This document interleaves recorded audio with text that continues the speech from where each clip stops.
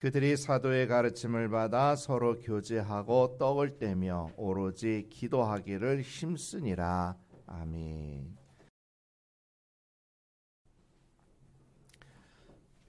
우리는 지난주에 나는 교회를 믿습니다, 이런 말씀을 함께 나눴습니다. 사도신경의 마지막 부분에 있는 거룩한 공교회에 관한 말씀이었죠.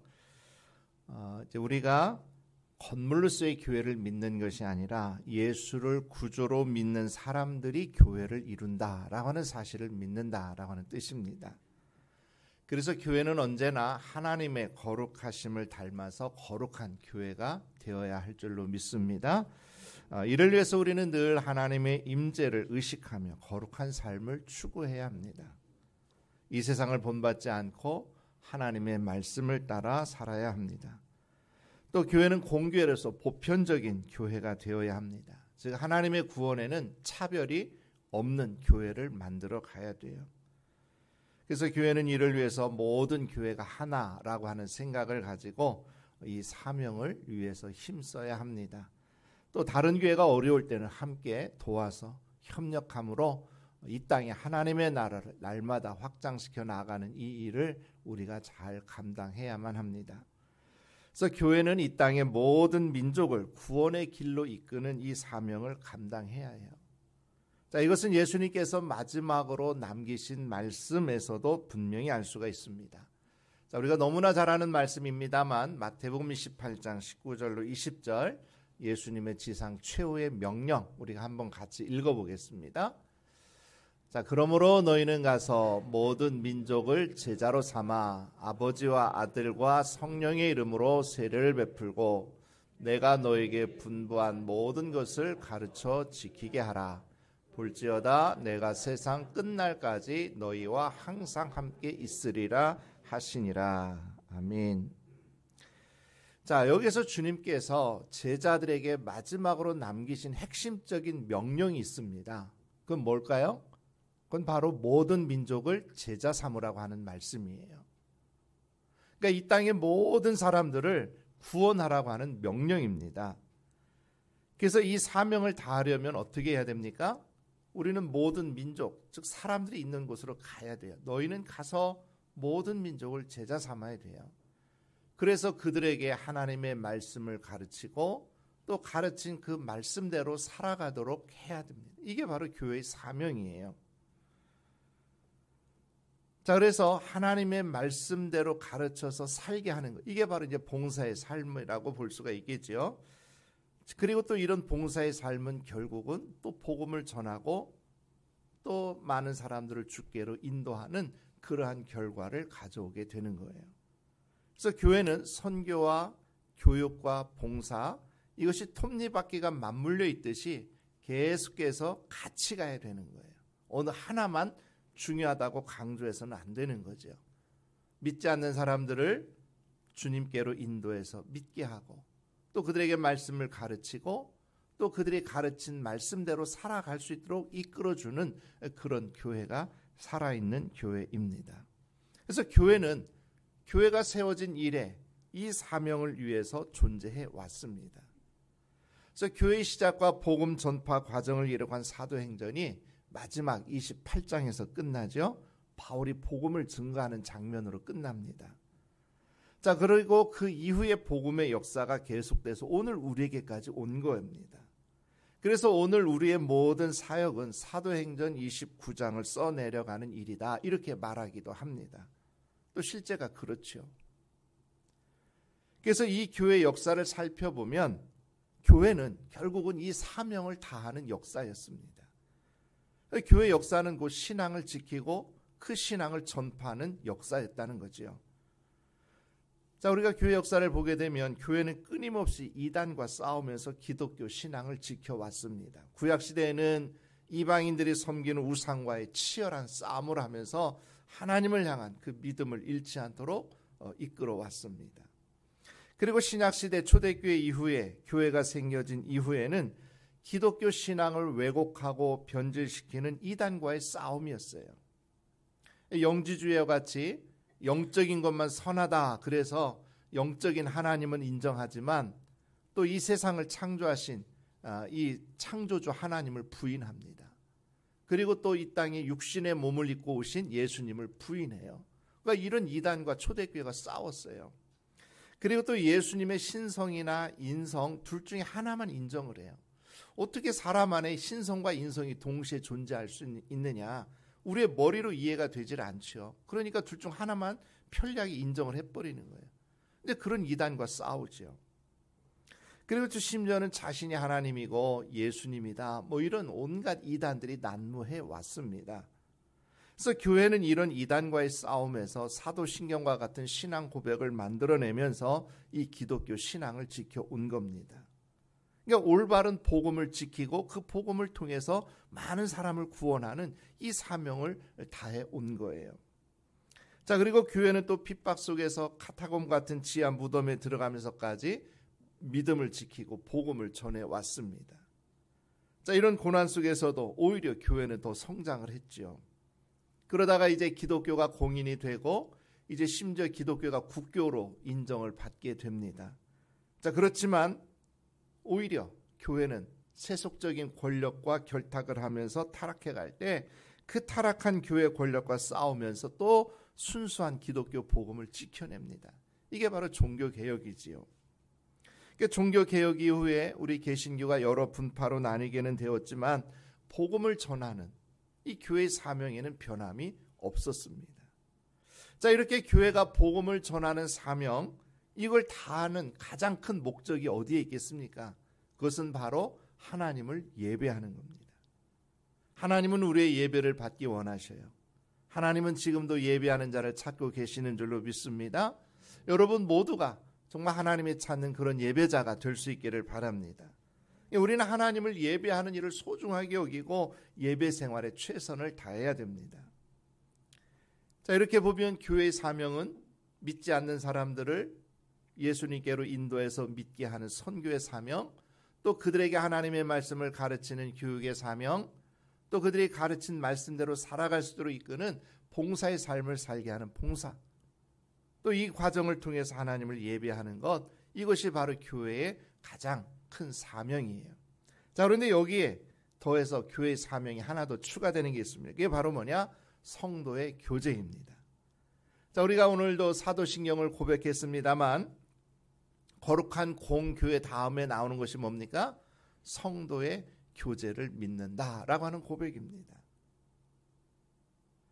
그래서 성도의 교제도 이 교회의 사명이에요. 교회가 반드시 해야 하는 일이라는 겁니다. 자, 그러면 교회 성도의 교제라고 하는 건 뭐냐? 그리스도 안에서 이루어지는 사귐과 교통을 의미합니다.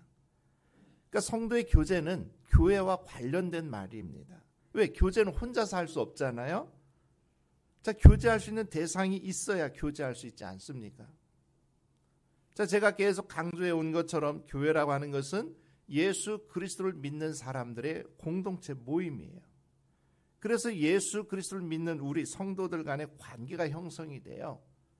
자, 이렇게 보면 신앙생활이라고 하는 것은 위로는 하나님, 또 예수님, 성령님과의 그 관계, 그리고 또 아래로는 예수를 믿는 우리 성도들과의 관계 속에서 이 신앙생활은 이루어지게 되는 겁니다. 따라서 성도의 교제라고 하는 것은 하나님은 물론이고 예수 그리스도 성령과의 교제뿐만 아니라 우리 성도들과의 모든 교제를 다 포함하는 겁니다. 자, 그래서 오늘 본문에도 보면 그러한 모습이 잘 나와 있어요. 자, 오늘 말씀 우리가 같이 한번 읽어보도록 하겠습니다. 그들이 사도의 가르침을 받아 서로 교제하고 떡을 떼며 오로지 기도하기를 힘쓰니라. 아멘. 자, 오늘 말씀에 보면 초대교회가 힘썼던 4가지 사실을 잘 보게 됩니다. 자, 초대교회는 사도들의 가르침을 받아서 교제하고 떡을 떼고 기도하는 일에 힘썼다라고 하는 거예요. 자, 가르침, 하나님의 말씀을 배우는 거죠. 또 교제하는 게 바로 성도의 교제입니다. 떡을 떼는 것은 이제 초대교회 항상 예배 시간마다 성만찬을 했죠. 그러니까 예배하는 일이에요. 그 다음에 기도하는 일에 힘썼습니다. 이렇게 보면 초대교회는 사도들을 통해서 하나님의 말씀을 듣고 배우는 일, 교제하는 일, 떡을 떼는 일, 기도하는 일을 동일선상에서 중요하게 여겼다라고 하는 것을 볼 수 있습니다. 이렇게 보면 교제 역시도 교회에 빠져서는 안 될 가장 중요한 사명 중에 하나라고 하는 거예요. 자, 그러면 교제라고 하는 것을 우리가 어떻게 하는 거냐? 자, 교제는 일반적인 관계에서 특별한 관계로 들어가는 겁니다. 자, 요즘 젊은이들이 친구 사이와 남녀로 사귀는 것은 분명한 차이를 두고 있죠. 그냥 친구로 지낼 때에는 뭐 특별한 감정이 없습니다. 그러다 마음에 들거나 뭔가 좀 끌리면 이제 특별한 관계를 맺고 싶어해요. 그러면 그때 뭐라고 말해요? 야, 우리 사귀자. 이렇게 말을 합니다.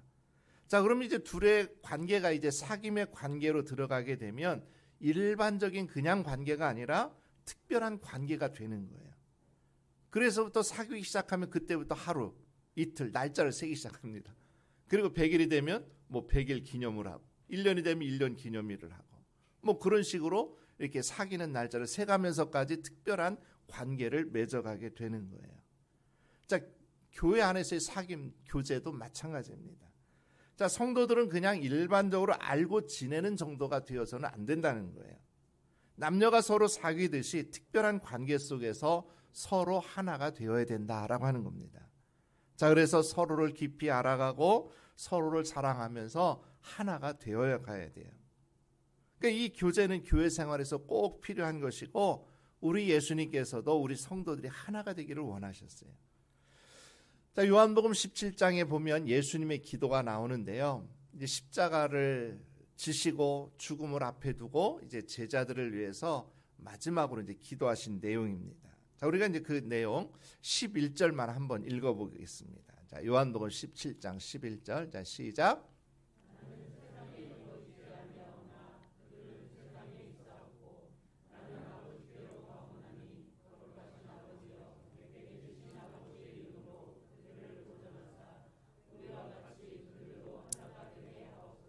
아멘. 자, 나는 세상에 더 있지 않다. 이 말은 이제 앞으로 주님께서 십자가를 지시고 죽으시고 이제 부활하셔서 하늘로 올라가실 것을 염두에 두신 말씀이죠. 그럼 이제 제자들이 이 세상에 남게 돼요. 그래서 그 제자들을 위해서 기도하는데 이 제자들이 하나가 되기를 원한다. 이것을 위해서 기도하신 겁니다. 자, 이 세상이 얼마나 악합니까? 예수님께서 제자들을 파송할 때 양을 이리 가운데 보내는 것 같다. 그렇게 표현할 정도로 이 세상이 악해요. 자, 이런 악한 세상에서 성도들이 서로 하나가 되어야 된다고 하는 거죠. 그 악한 세상을 이기는 방법은 우리 성도들이 하나가 되는 겁니다. 자, 동물의 왕국 같은 프로그램을 보면 그 작은 물고기들이 떼를 이어서 다니잖아요. 그러면 이제 큰 물고기가 오면서 이렇게 큰 물고기 형상처럼 보이기 때문에 감히 접근하지 못하고 잡아먹지를 못하게 되는 겁니다. 뭐 초식 동물들도 마찬가지죠. 그는 연약해요. 홀로 떨어져 있으면 맹수가 오면 당연히 맹수의 밥이 될 수밖에 없습니다. 그러나 연약한 초식 동물이라 할지라도 떼를 지어서 다니게 되면 맹수라도 함부로 건들지를 못하는 거예요. Unity is strength, 뭉치면 강하다, 이런 말이 있죠. 그러니까 서로 함께 하는 것 그 자체가 큰 힘을 발휘하는 거예요. 함께 할 때 그 시너지 효과라는 것이 나타나게 되는 겁니다. 성경에도 전도서에 있는 말씀처럼 한 겹 약해요. 두 겹 약해요. 그러나 세 겹조로 쉽게 끊어지지 않는다는 겁니다. 자, 이소부와에 이런 내용이 있어요. 어떤 농부에게 아들들이 있었는데 이 아들들이 매일 다투고 싸워요. 아버지가 볼 때 너무나도 안타까운 거죠. 이제 아버지가 나이가 들어서 죽게 되면 결국은 저들끼리 살아야 될 것인데 맨날 싸우고 분열을 하면 어떻게 할까 이제 고민이 돼요. 아무리 말을 잘하고 타일러도 듣지를 않는 겁니다. 그러더니 하루는 이제 지혜를 짜내서 이제 실물 교육을 합니다. 그래서 나무 다발을 가지고 와서는 그 아들들에게 이거 한번 부러뜨려 봐라. 뭐 아무리 천하장사라도 그 부러뜨릴 수가 없지요. 그리고 나서 이제 그걸 다 풀어 헤쳐서 나무 하나를 줍니다. 나무까지. 부러뜨리는 거 쉽게 부러지죠. 자, 그러면서 이제 교훈을 하는 거예요. 야, 애들아, 너희들도 마찬가지다. 너희들이 뜻을 모아서 이렇게 다발처럼 묶여져 있으면 하나가 되어 있으면 누구라도 너희를 해치지 못할 거다. 그러나 만약에 너희들이 다발이 풀어지듯이 따로따로 떨어져서 서로 싸우고 다투고 하나가 되지 못하면 결국 너희들은 많은 사람들로부터 공격을 당하고 희생을 당할 수밖에 없을 것이다. 그러니까 하나가 된다고 하는 것이 얼마나 중요한가 하는 것을 알려주는 교훈이죠. 그러니까 사람들은 분열이 되면 약하지만 연합하면 강하게 되는 겁니다. 특별히 같은 목표를 가진 사람들의 집단은 개인보다 더 많은 것을 이룰 수 있습니다. 그래서 주님께서도 요한복음 17장에 기도한 것이 바로 우리가 하나인 것처럼 제자들도 하나이기를 바란다. 이렇게 기도하고 있는 거예요. 자, 우리라는 건 뭐예요? 삼일째 하나님을 얘기하는 거죠. 자, 삼일째 하나님을 이해하는 건 참 어렵습니다. 성부, 성자, 성령, 삼위 하나님이 완전한 하나를 이루신다라고 하는 거예요. 하나님 안에는 유니티, 완전한 통일성을 이룬다라고 하는 거예요. 이 세상에 어느 누구도 아무리 쌍둥이 형제라 할지라도 부부라 할지라도 뭐 일심동체 이런 말을 하지만 완전한 하나가 될 수는 없습니다. 다 생각이 다르고 생김새 다르고 하는 게 다 달라요. 자, 그런데 하나님, 삼일째 하나님은 모든 면에 있어서 생각이나 뜻이나 일이나 완전한 일치 하나를 이루신다라고 하는 거예요. 우리 인간의 이성으로는 머리로 그걸 이해하는 게 쉽지가 않죠. 그러니까 하나님은 어쨌든 이렇게 완전한 일치 하나를 이루는데 우리 성도들도 이렇게 완전한 일치를 이루며 살기를 원하는 그런 간구를 하신 겁니다. 자, 그래서 우리 성도들은 언제나 하나가 되는 그 교제의 삶을 살아야 됩니다. 자, 그런데 이 교제는 그냥 서로 친하게 지내는 것만을 의미하지 않아요. 자, 교제를 의미하는 헬라어 단어가 이제 코이노니아인데 여러분도 많이 들어보셨죠? 자, 이 코이노니아 하면 친교, 사귐의 뜻을 가지고 있습니다. 자, 그래서 코이노니아 하면 뭔가 이게 좀 기쁘고 즐겁고 서로 사귐이 있는 뭔가 그런 좋은 쪽으로만 생각을 해요. 자, 그러나 이 코이노니아에는 참여라고 하는 뜻도 담고 있습니다. 그래서 이 반대적인 측면, 예를 들면 성도들의 고난이나 가난, 여기에 참여해서 물질로 돕거나 또 복음 사역을 감당하면서 어떤 고난도 참고 견뎌내는 것, 여기까지도 포함이 되는 거예요. 이게 코이노니아라고 하는 것은 우리가 서로 친밀하게 지내는 관계뿐만 아니라 또 서로가 어려움을 당할 때 거기에까지도 참여해서 진정으로 하나가 되는 것, 이게 진정한 교제의 삶이다라고 하는 거예요. 그러니까 결국 성도의 교제라고 하는 것은 좋은 일이든 나쁜 일이든 모든 면에서 실질적으로 하나가 되는 일입니다. 자, 오늘 본문에서 말하고 있는 게 바로 그거예요. 자, 오늘 본문에 이어지는 43절 이하의 말씀을 읽어보게 되면, 자, 특별히 44절에 보면 이런 말씀이 있어요. 자, 우리 44절, 45절 한번 같이 읽어봅시다. 자, 믿는 사람이 다 함께 있어 모든 물건을 서로 통용하고 또 재산과 소유를 팔아 각 사람의 필요를 따라 나눠주었다. 자, 믿는 사람이 다 함께해서 모든 물건을 서로 통용했다. 모든 물건을 서로 통용했다는 말은 공동 소유했다 이 말이에요. 그리고 또 재산과 소유를 팔아서 각 사람의 필요를 따라 나눠줬어요. 내가 가지고 있는 물건을 팔아가지고 가난한 사람, 없는 사람과 함께 나누었다 이 말이에요. 자, 어떻게 이런 일이 가능합니까? 사실은 이 말씀이 공산주의 이론의 토대가 된 말씀이에요. 칼 마르크스가 공산주의 이론을 쓸 때 바로 이 말씀에 근거해서 공산주의 이론을 제창한 거예요. 그런데 이 칼 마르크스가 한 가지 놓친 게 있죠. 그게 뭐냐? 인간의 죄성을 이해하지를 못한 거예요. 그러다 보니까 공산주의는 멸망할 수밖에 없는 거예요. 성공할 수가 없는 정책입니다. 우리가 북한도 알다시피 당 간부들은 뭐 잘 먹고 잘 살지만 그 밑에 있는 민중들은 얼마나 고통 가운데 헐벗고 있습니까? 공산주의는 다 멸망해 가는 거예요. 그러면 이 초대교회는 어떻게 이런 일이 가능했느냐? 이게 바로 성령 충만한 공동체였기 때문에 가능한 거예요. 정말 하나님께서 우리를 사랑하셔서 독생자 예수 그리스도를 보내셔서 우리를 구원하셨다라고 하는 그 구원의 은총에 감격해서 이 초대교회는 완전히 하나가 될 수 있었다라고 하는 거죠. 그래서 이 교제의 근거가 어디에서 나오는 거냐? 바로 하나님께서 우리를 사랑하신 그 사랑에 있는 겁니다. 하나님께서 자신의 몸을 내어주시기까지 우리를 사랑하셨는데 바로 그런 사랑으로 우리의 모든 것을 함께 나누면서 사랑의 교제를 이루어 갔다라고 하는 거예요. 자, 그래서 이런 교제의 참된 의미를 제대로 설명해 주는 것이 바로 요한일서에 나와 있어요. 자, 요한일서 1장 3절 말씀을 한번 읽어볼까요? 자, 요한일서 1장 3절. 자, 시작.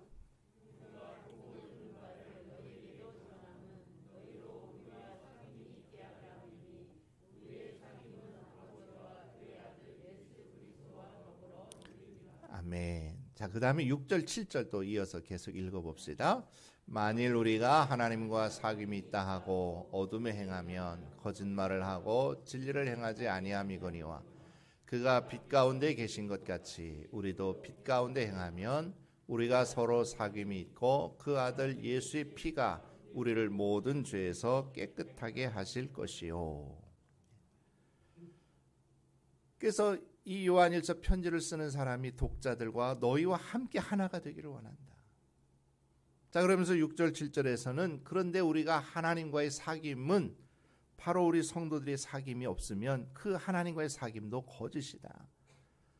보이지 않는 하나님을 사랑한다 하면서 보이는 형제를 사랑하지 못한다면 어떻게 하나님을 사랑한다고 말할 수 있겠느냐, 그런 이야기죠.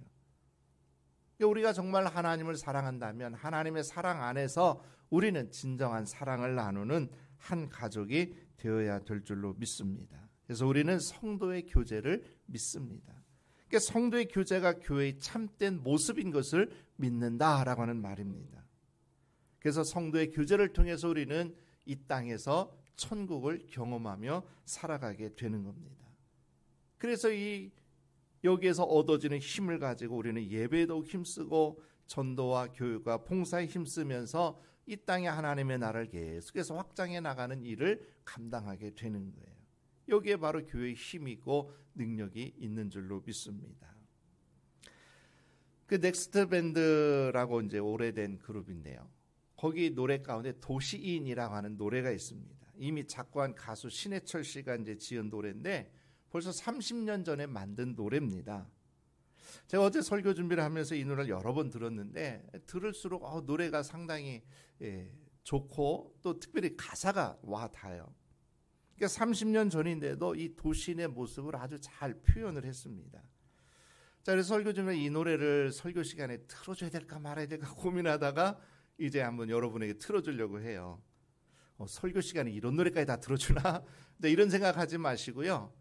가사를 잘 생각하면서 오늘 도시인의 모습을 생각하면서 얼마나 잘 맞는가 한번 보시면서 들어보시기 바랍니다.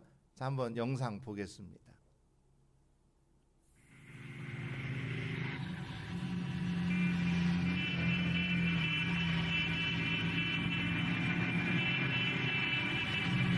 One, two, three, four.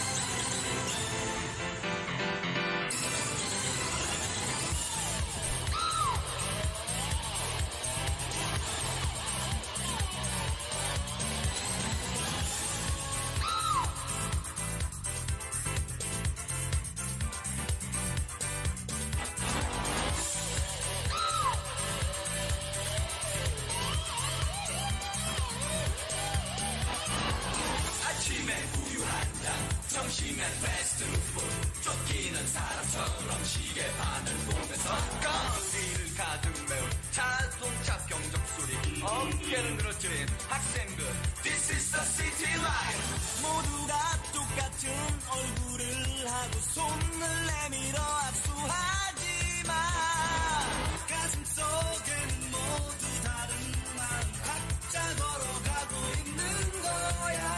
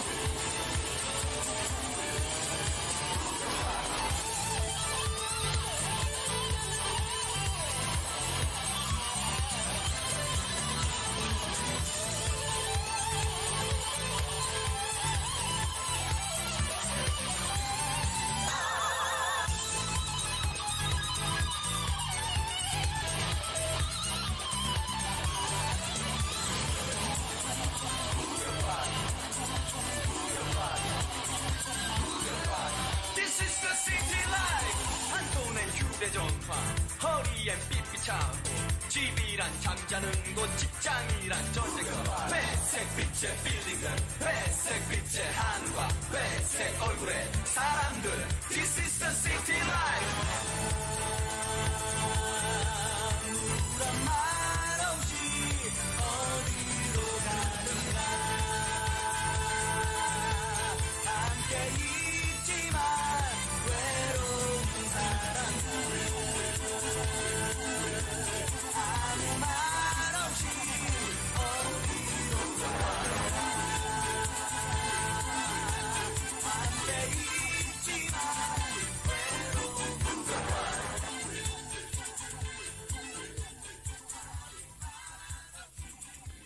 자, 설교 끝나가는데 잠이 좀 깼습니까?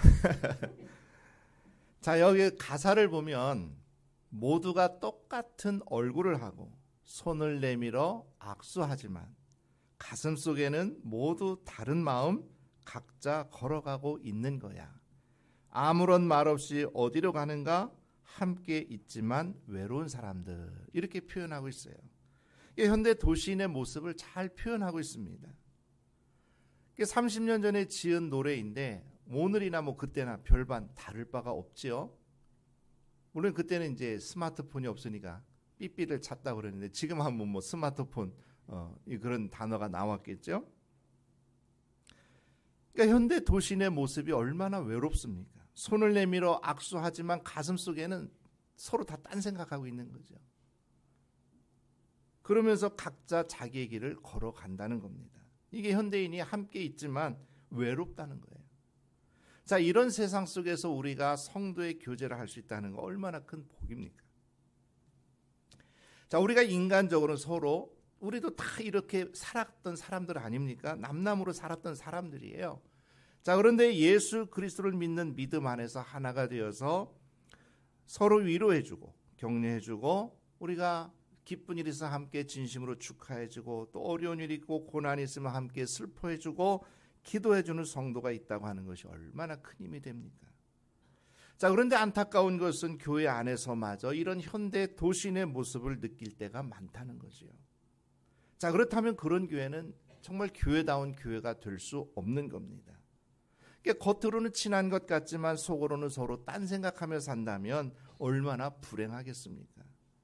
저는 우리에게 모든 성도들이 서로를 있는 그대로 받아주는 교회가 되었으면 합니다. 저는 우리 교회가 정말 이 눈물과 웃음에 자유로운 그런 교회가 되었으면 합니다. 그래서 정말 우리가 은혜 받으면 눈물을 흘리고 웃고 또 함께 기뻐하고 즐거워할 수 있는 그런 교회가 되기를 바랍니다.